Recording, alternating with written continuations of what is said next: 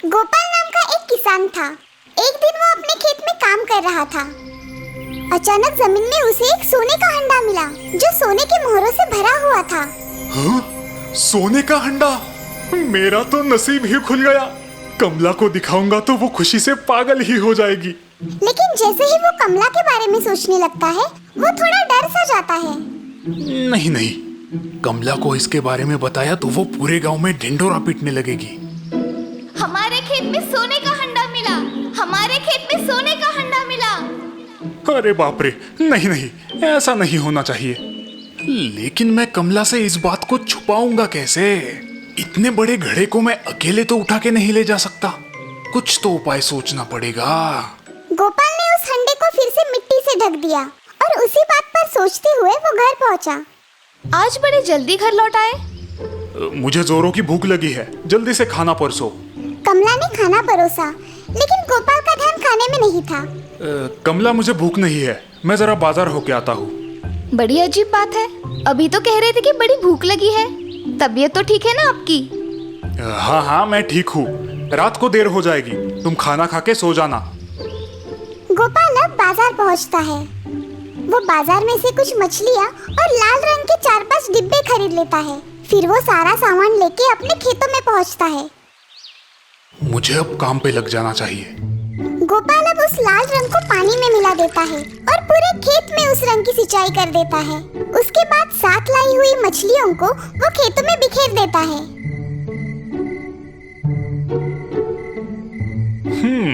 अब ठीक है। रात को बड़ी देर से वो अपने घर पहुंचता है।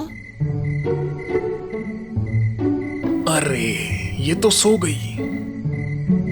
कमला, कमला, उठो कमला, तुम्हें कुछ बताना है। अरे जल्दी यहाँ आओ। क्या हुआ? आपको आने में तो बड़ी देर हो गई। बात ही कुछ ऐसी है, मेरे साथ खेत में चलो।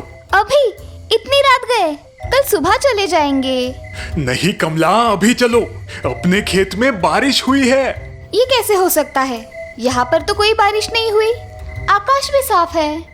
अरे पगली, वही तो बात है। बारिश सिर्फ हमारे खेतों में ही हुई है, वो भी साधारण बारिश नहीं, मछलियों की बारिश। आसमान से ढेर सारी मछलियां अपने खेतों में बिखरी पड़ी है। मछलियों की बारिश? आपकी तबीयत तो ठीक है ना? मैं बिल्कुल ठीक हूँ कमला, अब चलो मेरे साथ। हाथ में लालटेन लिए अब दोनों खेत पहुँचे। देखो कमला, ये कोई साधारण बारिश नहीं थी। आसमान से लाल रंग का पानी टपक रहा था।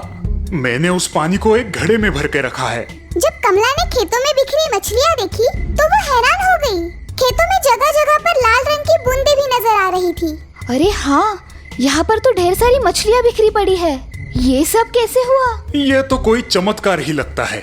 हम इस पानी से भरे घड़े को घर ले जाते हैं, लेकिन ये बड़े राज की बात है। तुम ये किसी को भी मत बताना। मैं भला किसी को क्यों बताऊंगी? कमला की मदद से गोपाल वो सोने की मोहरों से भरा हुआ हंडा घर ले आता है। दूसरे दिन सुबह कमला के उठने से पहले गोपाल ने वो हंडा घर के आंगन में गाड़ के छुपा दिया। सुबह जब कमला उठी, वो गोपाल के पास आकर उस हंडे के बारे में पूछने लगी। अजी सुनते हो, वो हंडा आपने कहाँ पर रखा है? हंडा? कौन सा हंडा? वही जो कल रात को हम अपने खेतों से लेके आए थे। कमला की ये बात कुछ पड़ोसियों के कानों पर पड़ती है और वो कमला के आसपास जमा होकर उसे उस हंडे के बारे में पूछने लगते हैं। हंडा? कैसा हंडा? क्या आपको कोई सोने का हंडा मिला है? क्या है उस हंडे में? कोई खजाना मिला है क्या? अरे नहीं नहीं, ऐसी कोई बात नहीं है। इसने कल रात कोई सपना देखा होगा। मुझे कोई सपना नहीं पड़ा था। अब झूठ क्यों बोल रहे हो? कल रात को हम खेत में से एक बड़ा सा हंडा लेके आए। कल रात को? हाँ हाँ, कल रात को।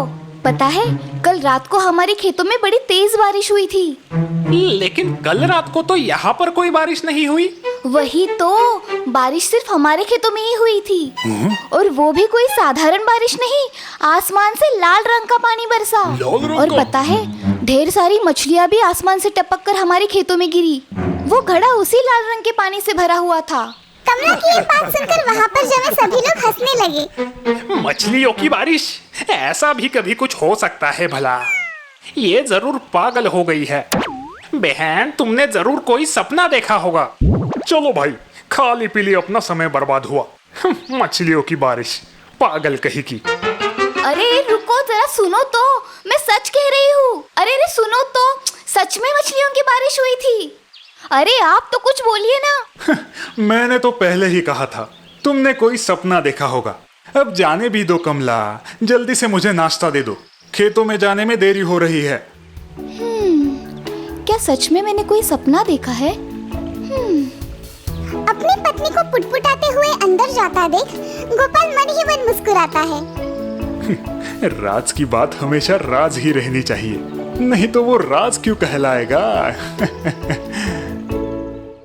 शारजापुर गांव में चेतन नाम का लड़का अपने माता पिता के साथ रहता था। उनके घर में बहुत गरीबी के कारण उसके माता पिता मजदूरी किया करते थे। वो सुबह होते ही काम पर चले जाते और शाम के समय घर आते। चेतन को एक बहन थी जो उससे बहुत छोटी थी। चेतन अब 8वीं कक्षा में गया था और उसकी बहन 4थी कक्षा में। वो दोनों बहुत पढ़कर कुछ करना चाहते थे। उनके गांव में बिजली की बहुत समस्या थी और उसी कारण चेतन और उसकी बहन राधा बहुत परेशान थे। बिजली के कारण उनका अभ्यास ठीक से हो नहीं पाता था। शाम को जब वो स्कूल से घर आते तो हमेशा बिजली चली जाती थी और उन्हें घर के बाहर पोल की लाइट में पढ़ाई करनी पड़ती।